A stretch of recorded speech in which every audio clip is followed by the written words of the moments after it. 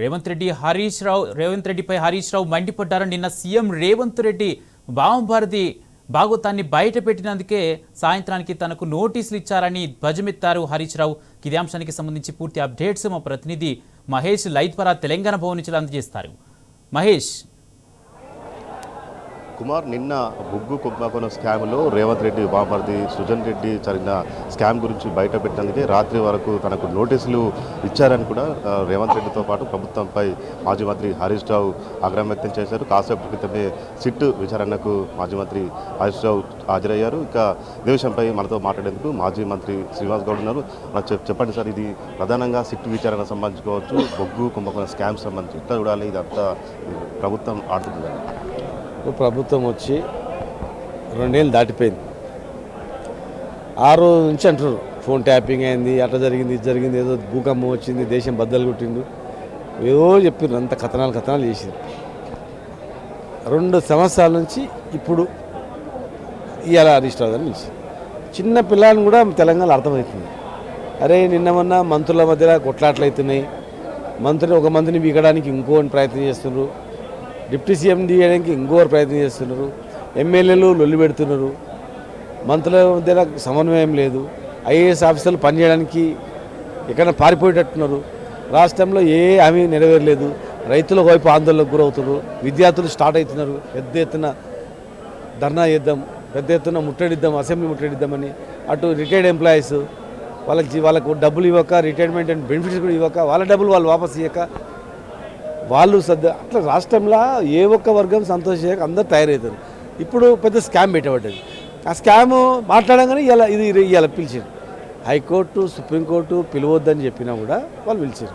అంటే అసలు ఏమైనట్లా, ఏం జరుగుతున్నట్ల ఈ రాష్ట్రంలో, ప్రజాస్వామ్యం ఉన్నట్లనా లేనట్లనా, అసలు ఏముంది అక్కడ? హరీష్ రావు గారికి ఏం సంబంధం ఉంటుంది? పుట్టేనా హరీష్ రావు గారిని ఒక కేసులో, కేటీఆర్ గారిని ఒక కేసులో, కేసీఆర్ కుటుంబాన్ని బదనాం చేస్తే అయిపోతుంది రాబోయ్. 2 పార్టీలు ఇవ్వాలి, 2 కాంగ్రెస్ బీజేపీ 2 కుమ్ముక్కయి బొగ్గు స్కామ్లో ఉంటారు, వాళ్ళు భూ స్కామ్లో ఉంటారు, అన్నిట్లో ఉంటారు. ప్రతి వేదికల మీద వాళ్ళిద్దరు కలిసే పార్టిసిపేట్ అవుతున్నారు. ఇక్కడ అభివృద్ధి పేరు మీద ఏదో శిలాపలక, వెనకటికి శిలాపలకలు వేసి ఎవరు పార్టీ వాడు వెళ్ళిపోతారు, ఎవరు అధికారం ఉంటే ఆ పార్టీ అధికారం పెట్టుకుంటుంది. అది మీరు చూడండి, ఎక్కడ శిలాపలకాలు ఇనాగరేషన్ చేసిన దగ్గర బీజేపీ కాంగ్రెస్ నాయకులు ఉంటారు, నేరుగా బహిరంగ సభకు అందరు కలిసిపోయి మాట్లాడతారు. ఏదన్నా అంటే టెక్నిక్గా ఇది ప్రభుత్వ సభ అని ఉంటుంది, అట్లా అనుకుంటారా? అంటే ఇలా వాళ్ళందరూ కలిసి బీఆర్ఎస్ మీద బదనాం చేయాలని ఒక ప్లాన్, అన్నీ అట్లా 10 రకాలుగా బదనాం చేసిండ్రు. ఇలా పరిస్థితి బాగాలేదు కనుక హరీష్ రావు గారిని మిస్తే 2 రోజులు 3 రోజులు దీని మీద నడుస్తుంది, డైవర్ట్ అయిపోతారు, పబ్లిక్ మర్చిపోతారు. కానీ ఎవ్వరు మర్చిపోరు, స్కామ్ మర్చిపోరు. ఒక మంత్రిని దింపడానికి ఐఏఎస్లను బలిపశు చేసింది, జర్నలిస్టులను బలిపశు చేసింది మర్చిపోరు. డిప్యూటీ సీఎంని మరి లాగి ఆయనని దింపడానికి ప్రయత్నం చేసి వాళ్ళు మర్చిపోరు. ఎమ్మెల్యేలే అడుగుతున్నారు, ఇలా వాళ్ళ ఎమ్మెల్యేలే మా ఫోన్ ట్యాప్ అవుతుందని, మంత్రులే అంటున్నారు మా ఫోన్ ట్యాప్ చేస్తున్నారని. మరి మీ మంత్రులు మీ ప్రభుత్వంలో అడుగుతున్నదని ఇప్పుడు జరిగిందని చెప్పి హరీష్ రావు గారు పిలిస్తే ఏమవుతుంది? అయినా మాకేం కేసులు కొత్త కాదు, కోర్టులు కొత్త కాదు, ఇవన్నీ మాకు అలవాటైంది. ఇవన్నీ భయపడితే రాష్ట్రమే వచ్చేది కదా. కనుక ఇవన్నీ ఎవరు నమ్మరు, వాళ్ళు తప్పు మీద తప్పు చేస్తారు. మున్సిపల్ ఎలక్షన్ కూడా వచ్చింది కనుక అది కూడా ఏమైనా ఉపయోగపడుతుందని ఎవరు చెప్తారు అన్నమాట. స్ట్రాటజీలకు చాలా స్ట్రాటజిస్టులు ఉంటారు, ఇట్లా చేయాలి, ఈ టైంలో ఇట్లా చేయాలి, మున్సిపల్ ఎలక్షన్స్ అప్పుడు ఇట్లా చీరలు వంచాలి, ఇట్లా అరెస్ట్ చేయాలి, గొడవ చేయాలి, పంచాయతీ ఎలక్షన్ ముందు ఇట్లా చేయాలి, రేపు మళ్ళీ జేడీ ఎలక్షన్స్ అప్పుడు, రేపు స్కామ్ వచ్చినప్పుడు ఇట్లా చేయాలి, స్కామ్ బయటపడ్డప్పుడు, మంత్రుల మధ్య గొడవ అయినప్పుడు ఇట్లా చేయాలి. ఇట్లా వాళ్ళు ఒక రకంగా ప్లాన్ చేస్తూ ఉన్నారు. వాళ్ళు అటు తెలుగుదేశంతో జెండాలు పెట్టుకుంటారు, అక్కడ తెలుగుదేశం నాయకుడేమో కాంగ్రెస్ భూస్థాపితం చేయాలంటాడు. ఇక్కడ ఏ నాయకుడు భూస్థాపితం చేయాలి కాంగ్రెస్ అంటారు, మరి ఇక్కడ అదే ముఖ్యమంత్రి గారు కాంగ్రెస్ ప్రభుత్వంలో నేతలు, ఇలా అటు చంద్రబాబు నాయుడు గారి మీద పెద్ద ప్రేమ అంటారు, మరి ఇటు మళ్ళీ బీజేపీ అంటారు. అసలు ఏం జరుగుతుంది రాష్ట్రంలో? ఒక విచిత్రమైన పరిస్థితి ఉందన్నమాట. నిన్న స్కామ్ గురించి బయటపెట్టారు. ఆ శాఖ మంత్రి కిషన్ రెడ్డి కూడా మాజీ మంత్రి హరీష్ రావు గారు లెటర్ కూడా రాశారు. దీనికి సంబంధించి సిబిఐ విచారణ కూడా డిమాండ్ చేశారు. నిన్నటి నుంచి కూడా అటు బీజేపీ నుంచి ఎవరు కూడా రెస్పాండ్ కావట్లేదు. ఎట్లా చూడాలి అసలు? వాళ్ళది ఉంది, ఇలా బొగ్గు స్కామ్లో ఉన్నారు. ఇప్పుడు లొల్లి పెట్టేవాళ్ళు టీఆర్ఎస్ నోరు బంద్ చేపియాలి, గొంతు విసుకాలంతే. ఇక మళ్ళీ ఎవడు అడిగేటోడు లేడు, వీళ్ళే ఉన్నారు. వీళ్ళను ఎట్లా మాట చెల్లకుండా చేయాలంటే వీళ్ళని బదనాం చేయాలి, ఇది ప్లాన్. ఇలా రాజకీయం చేసేది బీఆర్ఎస్ ఎదుర్కోవడానికి ఒంటరిగా చేతగాక బీజేపీ కాంగ్రెస్ కలిసి రకరకాలుగా ప్లాన్ చేస్తే ఇది కూడా అంత భాగం దీనిలో.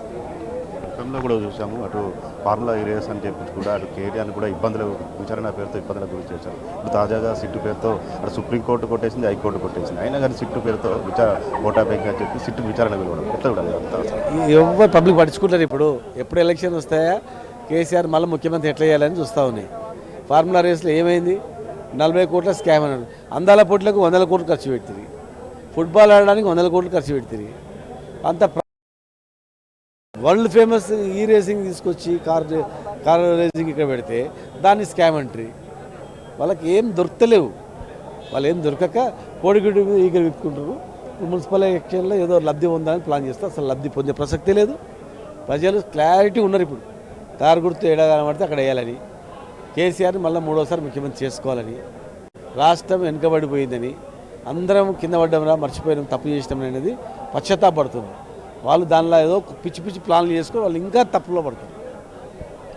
మొత్తంగా చూసినట్టయితే ఇటు 2 ఏళ్ల నుంచి కూడా కాంగ్రెస్ ప్రభుత్వం అధికారంలోకి వచ్చి 2 ఏళ్ళప్పటి నుంచి కూడా ఇటు వైఫల్యాలను ఎప్పటికప్పుడు బీఆర్ఎస్ నేతలు, బీఆర్ఎస్ వర్కింగ్ ప్రెసిడెంట్ కేటీఆర్ కావచ్చు, మాజీ మంత్రి హరీష్ రావు కావచ్చు, ఇతర నేతలు కూడా ఎప్పటికప్పుడు ప్రభుత్వ వైఫల్యాలను ఎండగడుతూనే ఉన్నారు. ఇదంతా దృష్టి మరలించుకుంది. ఇలాంటి కేసుల పేరుతో అటు కాలయాపన చేస్తున్నారు. కావాలని చెప్పించి బీఆర్ఎస్ ప్రభుత్వంపై, బీఆర్ఎస్ పార్టీపై, బీఆర్ఎస్ నేతలపై ఒక బురద జల్లే ప్రయత్నం చేస్తున్నారు తప్పించి ఇవన్నీ కూడా ఒక ఫాల్స్ కేసులు అని కూడా మాజీ మంత్రి శ్రీనివాస్ గౌడ్ చెప్తున్న పరిస్థితి కనిపిస్తూ ఉంది.